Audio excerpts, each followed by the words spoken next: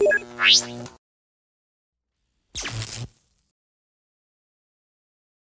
everybody, Ryan from Gadget back again.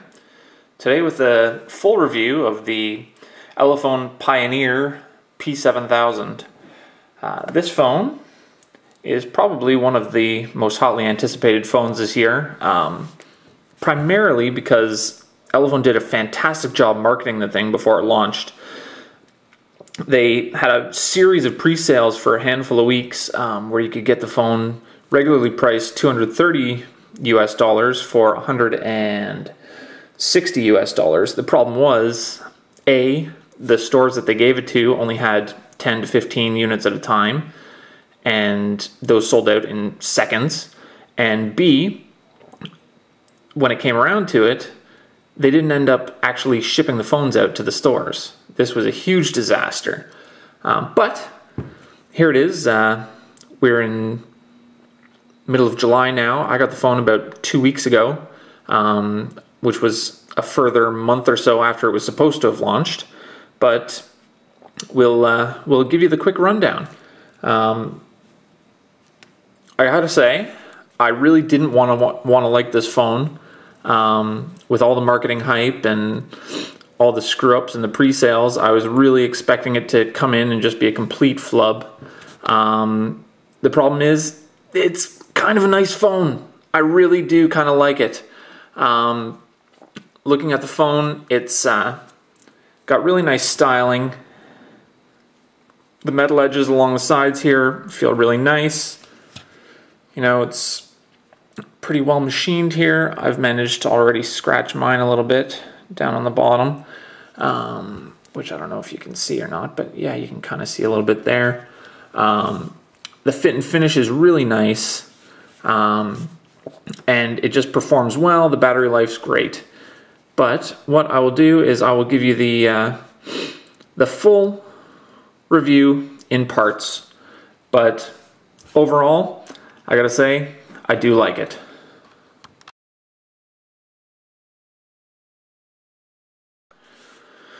First up, we've got the specs. This phone is a 5.5-inch IPS 1080p Full HD display.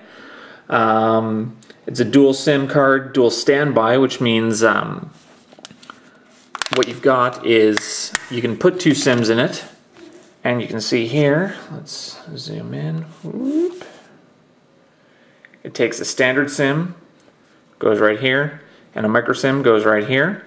Both of them are capable of doing 4G, but you can only do 4G on 1 SIM at a time, which means if you've got SIM 1 using your 4G, SIM 2 can only use 2G, can't even use 3G, which is perhaps not quite as useful as it could be. But if you're here in Canada, what you could do is you could set up your phone with one SIM on, I don't know, Rogers or Bell LTE on a tablet plan, and then the second SIM on one of the really super cheap pay-as-you-go plans if you don't use a lot of phone or text messaging, because those plans you can get super cheap and really only need 2G for texting and talking on the phone. So let's zoom it back out. Comes with an ARM Mali T760 GPU, which seems perfectly adequate for what I use it for. Let's click this back in. My initial complaint in using this phone was that the battery cover was a bit hard to get off and back on again, but it's over a bit of usage, it's gotten pretty solid, and I don't really have any complaints about that anymore. It's a MediaTek MT6752 64-bit 1.7 gigahertz octa-core processor, nice and fast. Gets a little bit warm with extensive usage, but it's not too bad. Comes with Android 5.0 Lollipop, which is really just stock. There's not much in the way of customization on it. Boop, boop, boop, boop, boop, boop, boop. And there's the lollipop. Boop.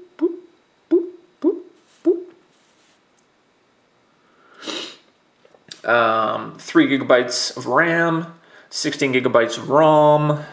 The app storage space seems to be shared with just the regular storage space, which is kind of nice. You don't have to worry about, like with the Emily's M52, one of the big issues was that you had a limited amount of app storage space, and when it started off it was only 2 gigabytes, which made a lot of people angry. Then they upped it to 5 gigabytes, which meant it cut into your usage, or your user space. So you can't really win. The camera is a Sony Exmor IMX 214 processor, which is fantastic. You really can't complain about that too much. It's the same sensor that's in the OnePlus One, which is granted over a year old now, but is still a fantastic sensor, so there's no reason to complain about that. The front is a 5 megapixel OmniVision sensor, and it's fine. I don't do a ton of selfies, so or really any, so it's one of those things that might or might not matter to you. In general, you're not going to see the super high quality sensors on those cameras anyways. It's got your standard Wi-Fi 802.11 BGN, micro SD card slot, which reportedly supports up to 64 gigabytes. I've only used a 32 gigabyte in it, and I know it supported that.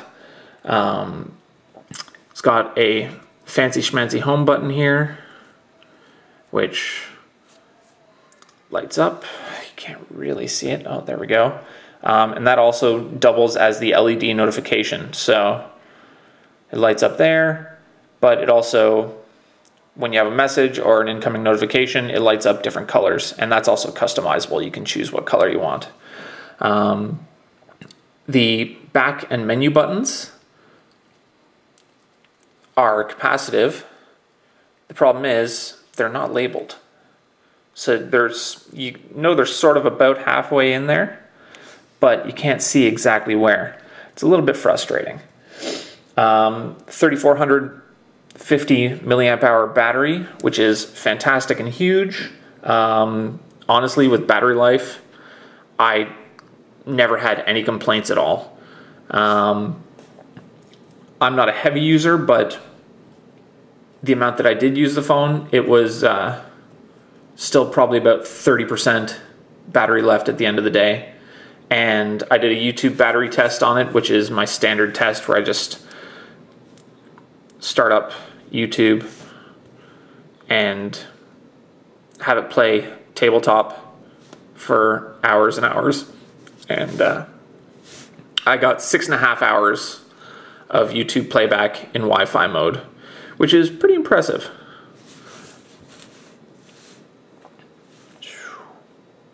There you can see it. It's a beautiful bright screen. Almost too bright, even in the lowest brightness setting. It's hard to really show it here, but maybe if I quickly turn off my video lighting.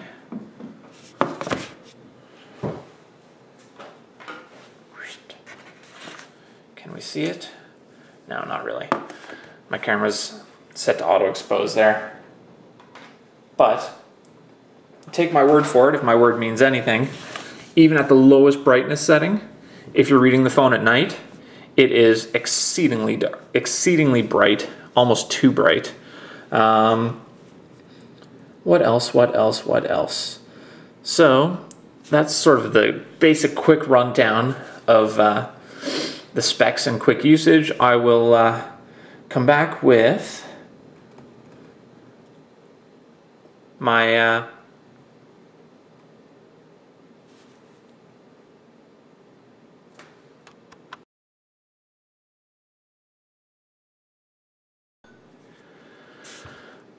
Alright, so just a quick rundown of the hardware and build quality.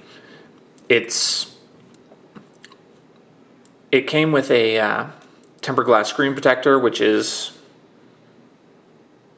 nice and solid. In a couple weeks of usage, I didn't manage to scratch it at all, which is about all I can ask from a tempered glass screen protector, really. It also comes with a actual protective flip case, but if I'm honest, I really wasn't that impressed with it. I'll just whip it out here quickly.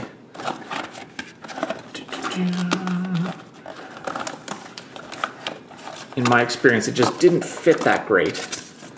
And the whole point of having a flip case like this, there you put it on. Look, it doesn't stay closed. And this is one of those ones with a magnetic sensor, so that when it's shut, it actually displays a clock. And this is, oh.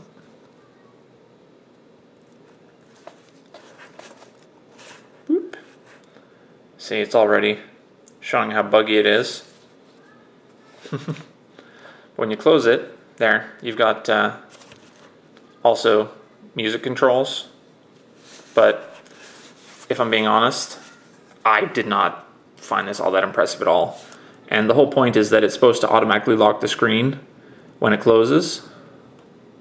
But A, half the time it doesn't work, because the magnet sensor is just not quite there. But on top of that, boop, it pops up all the time, which automatically unlocks the screen. So it's not very useful. Your mileage may vary. This may not be something that matters to you, but for me, this got chucked right back in the box as being completely useless. It's a really solid phone.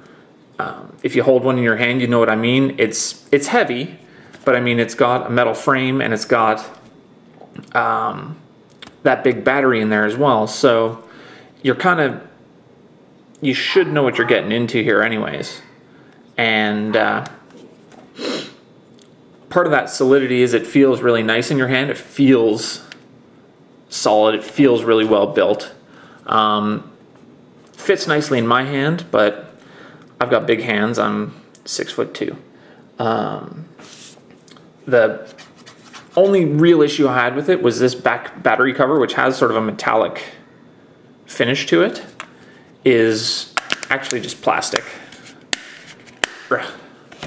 And it's super thin plastic. It's pretty flimsy. And it just sort of feels like if I keep this phone for a long time in my pocket and I use it regularly, that it's going to just start wearing away on the back here. And granted, I'm sure you'll be able to buy replacement back covers for fairly cheap, but it's just one of those things that for a phone that costs $230 US regular price, you kind of expect something a little bit nicer on the back. But I can't really complain too much because I got it for free for a review. Fingerprint sensor is right here on the back. It's a little bit awkward when you're holding the phone. You sort of have to, when you train the fingerprint sensor, whoop, let's do that now. I'll just show you quickly. It's just right here, finger scanner. So what you do is you just push your finger against it like that to train it. And you just keep doing it over and over and over and over again until it gets your full fingerprint scanned in. But the only issue with that is you have to keep doing it sort of right on the same angle as many times as you can. So I'll just put in 1, 2, 3, 4, the most secure alternative password there is.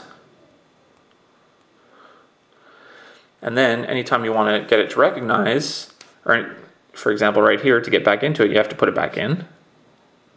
But see, it failed the first time. So you kind of have to get the angle right every time. And in my opinion, it just, I don't know, it was a bit more awkward, and not as useful as I thought it would be for using as an unlock. And also, if you set your lock screen to be fingerprint unlock, it also means that you can't use things like the go right to battery or go right to camera shortcut, and you can't use the go to phone shortcut. So yeah, I guess it's one of those things that sounds more impressive than it actually ends up being in usage, at least in my experience. So that's about it for the build quality and the hardware. You can see I've already managed to, if you can see it, let's zoom in. Well, we're dog sitting and the dog is going mental. But there you can see I managed to gouge the metal side already, and I actually take pretty good care of my phones. So I don't put it in my pocket with keys, or I haven't dropped it. I haven't kept any coins in the pocket with it, but I guess it's one of those things that's just inevitable. So that's it for build quality. I'll come back with the next section in a minute. I lied. One thing that I forgot to mention, screen sensitivity. I've seen other people complain about this as well. When you're typing, if I go into, let's go into Chrome and I'll just type something in for my URL here. If you type fast, if you're a fast touch typer like I am, it tends to miss keystrokes. So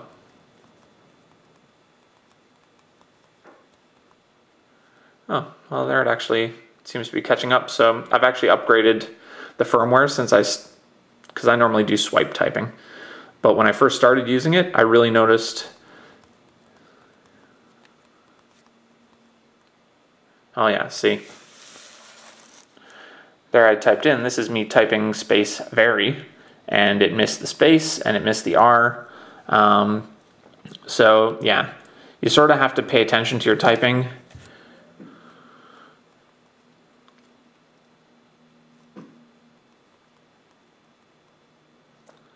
You have to type slowly.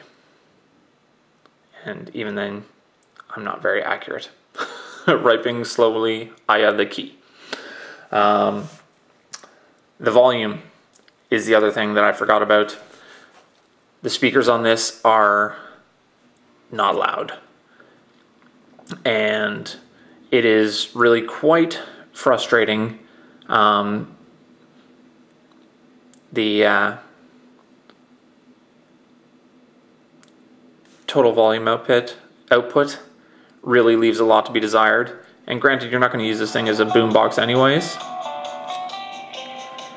But here it is full volume. And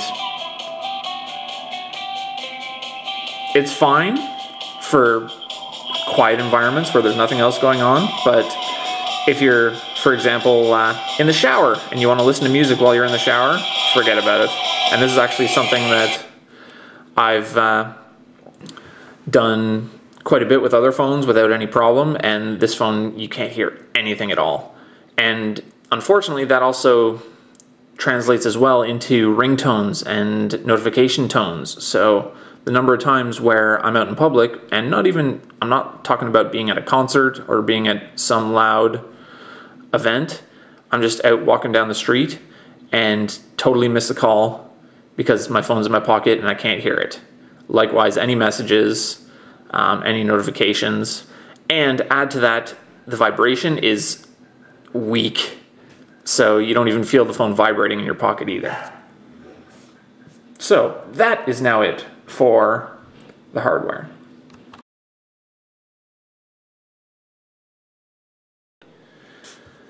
Okay, so as I mentioned in the intro, the camera on this bad boy is a Sony IMX214 in the rear sensor, and it's an OmniVision of some sort in the front sensor. Hey, there's me. And the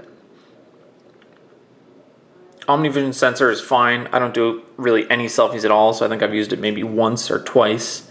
But the sensor on the back, this Sony sensor, is the same one from the OnePlus One, which is a little bit older, but nice and sharp, good in low light. My only issue that I had with it was shooting videos in low light. It sort of struggled to get exposure and it struggled to get focus a little bit. So that was a bit of a pain, but aside from that, really no complaints. There's some things that you should be aware of. Okay, well, there's tons of settings. This is the standard Android app, and it's got live photo mode, which does this weird sort of like take a quick shot and then some video for some reason. Motion track mode, which is more for like taking pictures of fast-moving subjects.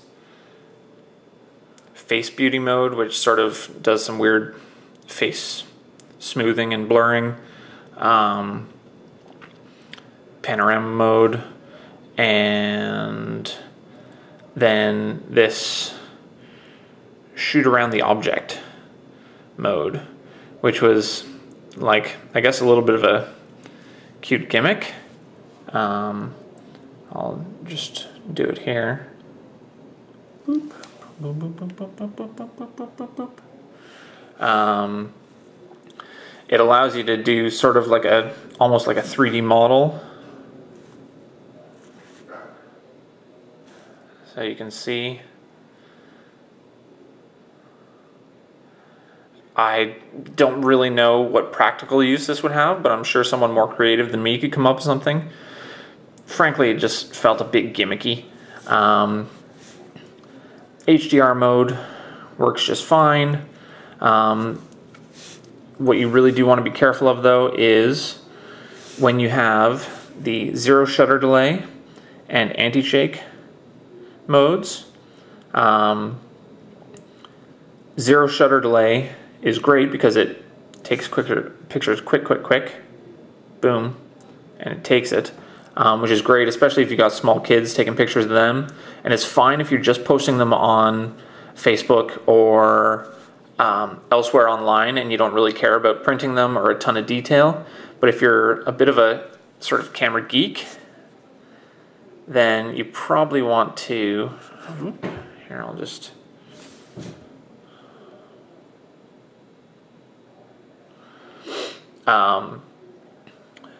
turn that off, because it really does take a lot of the detail out of your shots. So here you can see, I don't know how well it translates in the picture, but you can see a lot of noise and a lot of detail loss there. Whereas if I take another shot without that mode turned on,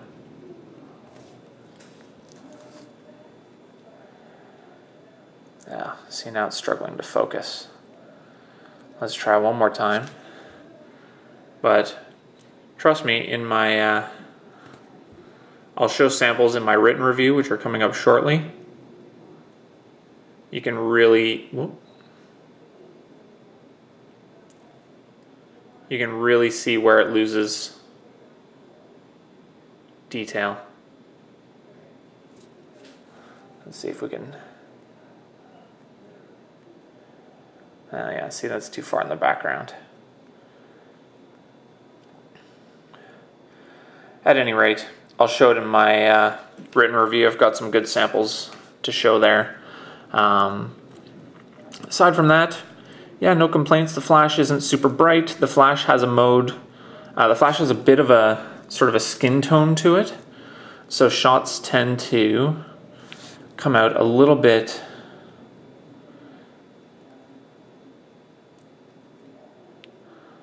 yellowish. I don't know if you can really tell from this picture, but it's okay if you're shooting people with sort of Caucasian skin tones, as it doesn't wash out quite as much, and it's not quite as harsh as a lot of LED flashes are, but it really does take away from the actual coloring of the shots. So if you shoot a lot of portraits, you might want to work on natural light as opposed to relying on the flash. Let's see if I can find some good detail shots here. Color reproduction is great. Some shots of, this is a non-HDR shot of a flower in my front garden.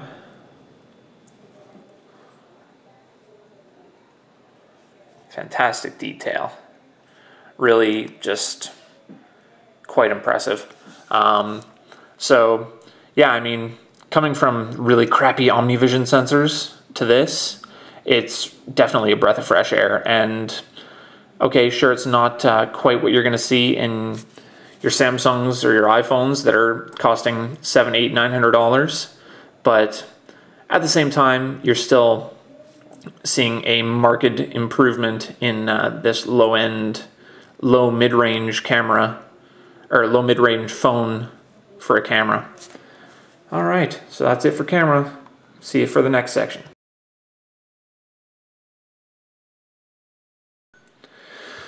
So the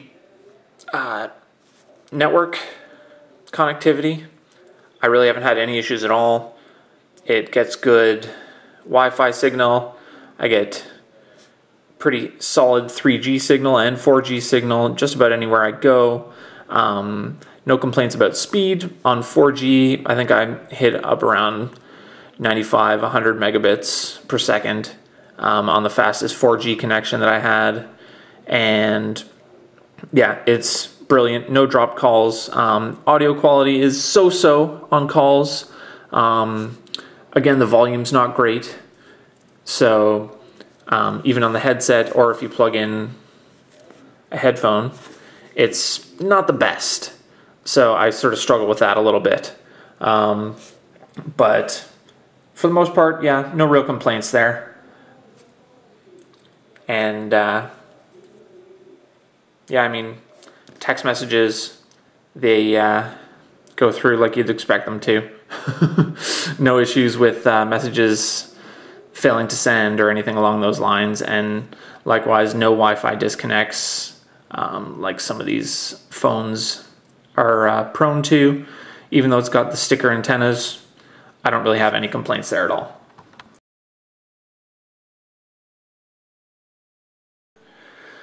Okay, as I mentioned in my unboxing, the software on here is really just bare bones AOSP, which is Android open source project Android. No fancy customizations. You've got some off-screen gestures. The only one I use is double tap to light up the screen, which is kind of cool. But again, since I mentioned that the screen sensitivity can be a little bit off, occasionally it's not unlocking the way you'd like it to. But for the most part, totally fine. You get used to every once in a while having to tap again because it didn't capture your tapping there. There's not really too much to complain about. My only issue, but this is with all AOSP ROMs, is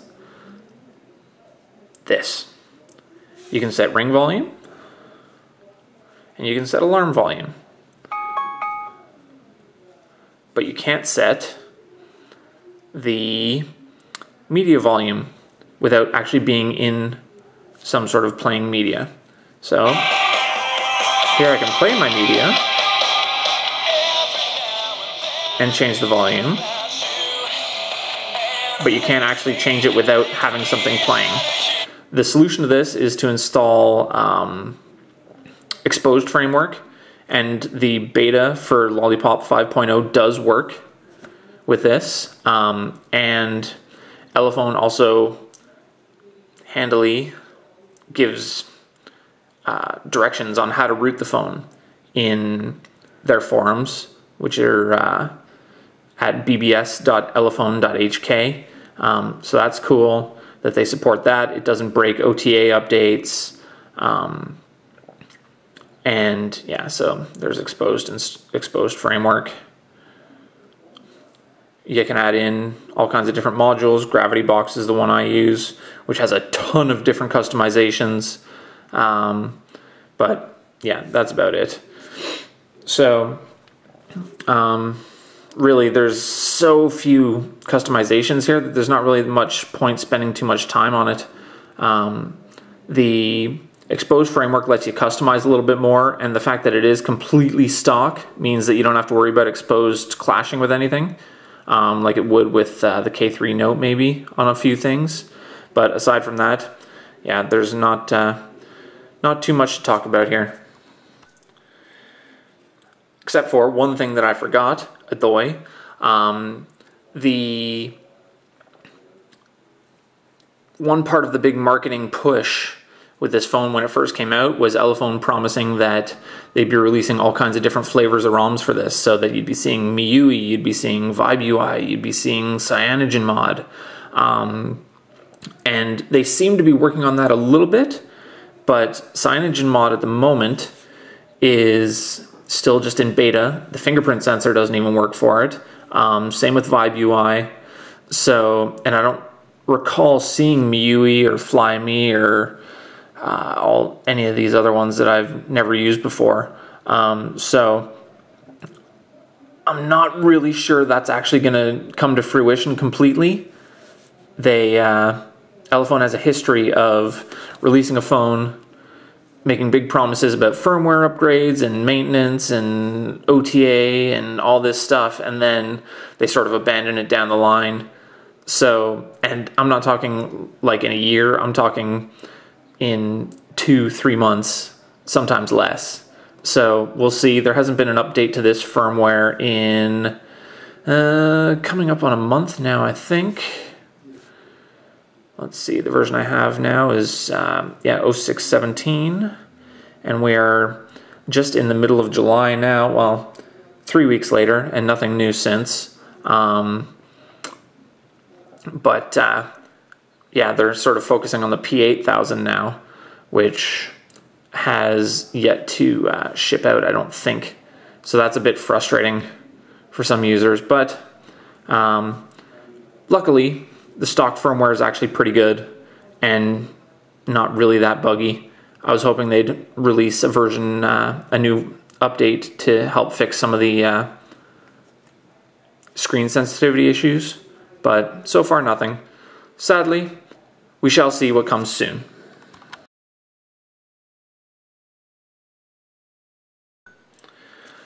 Okay, I've mentioned in previous reviews that I'm not much of a hardcore power gamer, but this phone, for the games that I do play, you know, Stella Pop, it loads up pretty quick. It doesn't get too hot while you're playing games. Granted, Stella Pop isn't exactly super taxing, but it's smooth and quick and runs it just fine.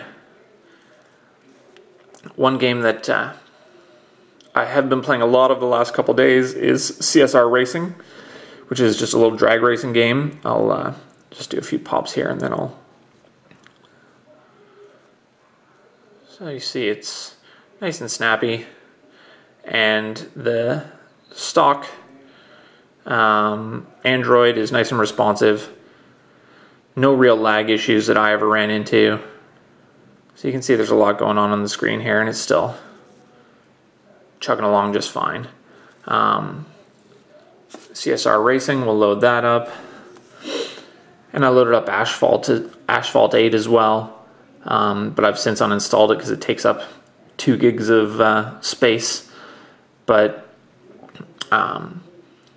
in general, the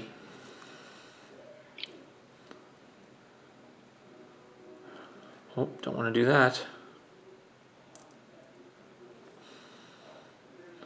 The performance in gaming is pretty good.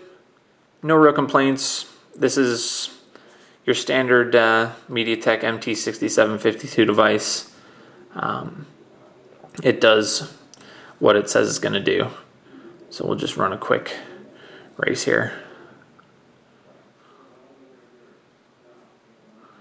And you can see a little bit of the performance.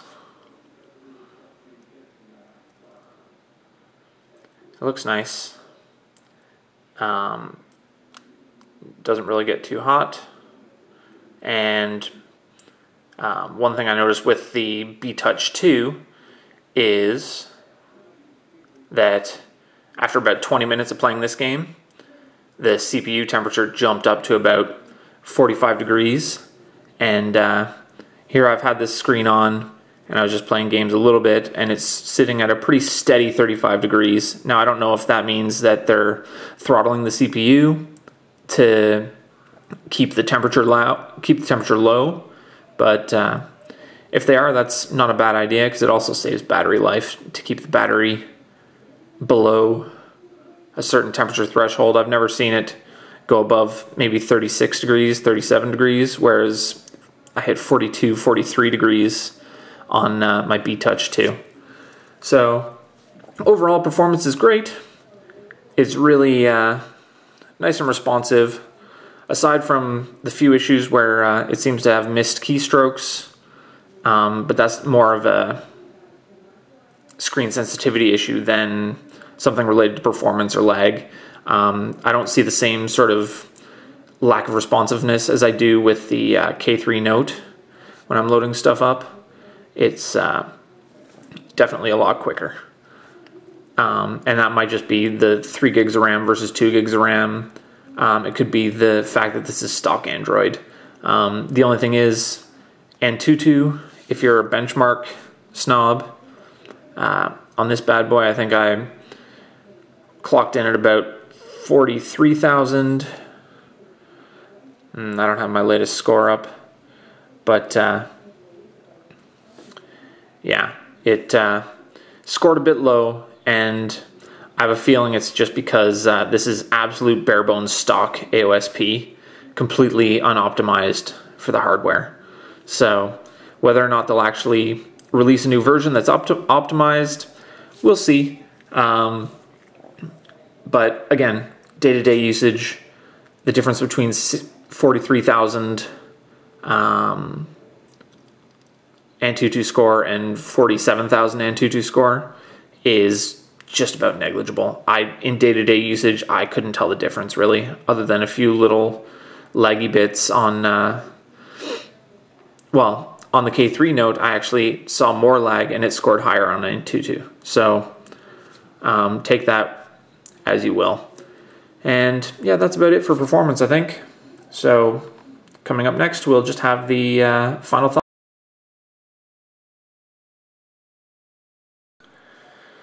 So my final thoughts on this Elephone P7000. I really wanted to hate it with all the marketing hype, and I really expected it to be just a piece of junk when it showed up, or at least a total flop. I gotta say, I do like it. I'd say I'd give it about probably an 8.25 out of 10.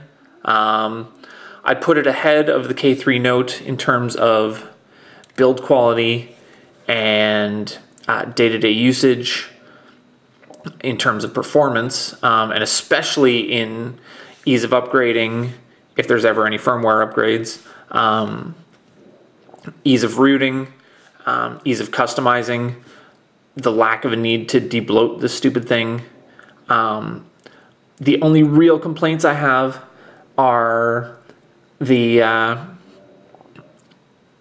volume, and that's really a pain in the butt.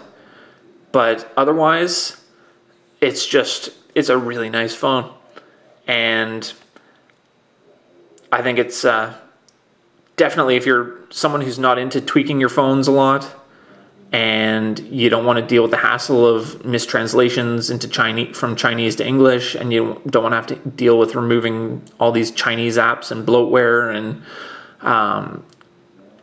all that sort of thing, then you definitely might want to spend the extra 50 to 60 bucks US to get the Elephone P7000 over the K3 Note.